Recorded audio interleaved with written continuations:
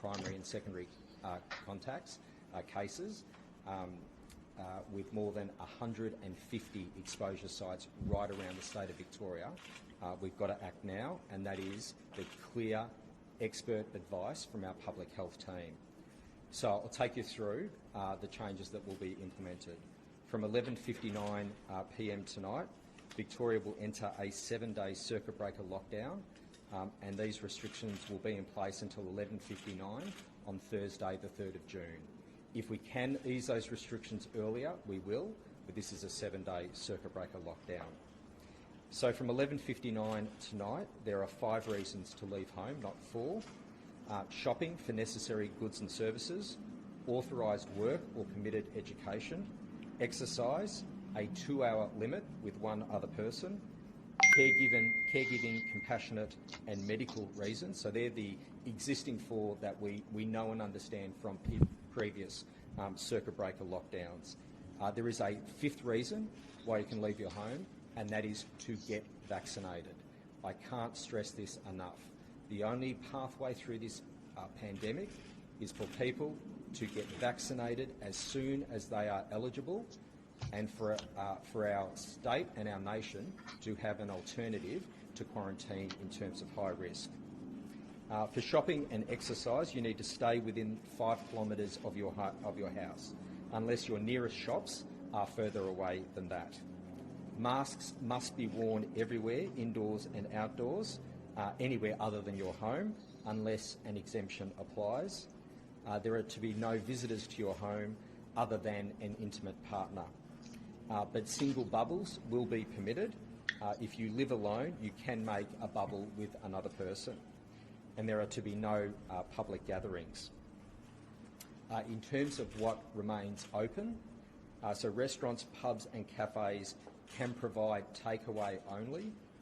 Essential retail, so supermarkets, food stores, petrol stations, banks, bottle shops and pharmacies. Other retail stores can provide click and collect. Childcare and kinders will be open as per the last circuit breaker lockdown earlier this year. Approved professional sporting events will proceed, but proceed without crowds. Authorised workers and workplaces.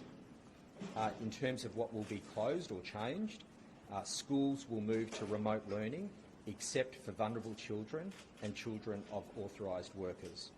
Higher education will move to remote learning only. Community sport and recreation. Accommodation, but there will be some exemptions that apply. Hotels, clubs, tabs and the casino will be closed.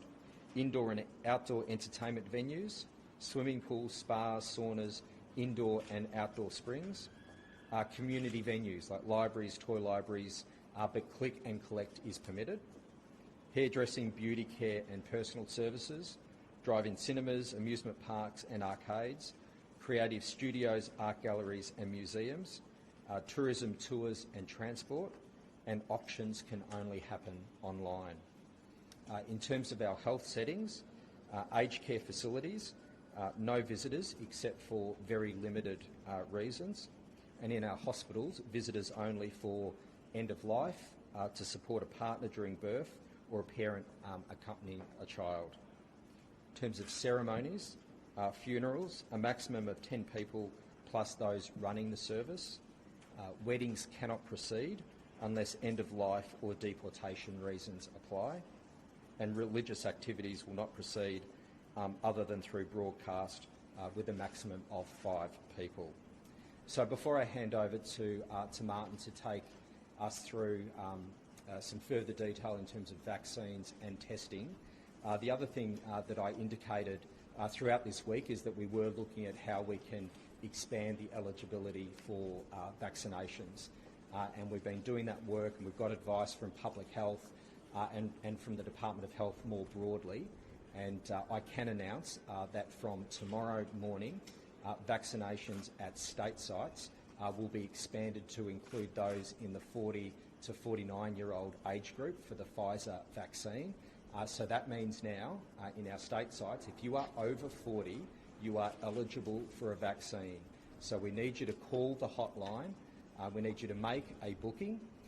In terms of GPs, that will be a decision of the Commonwealth, but in terms of the state sites that we run, we'll be expanding it to 40 to 49.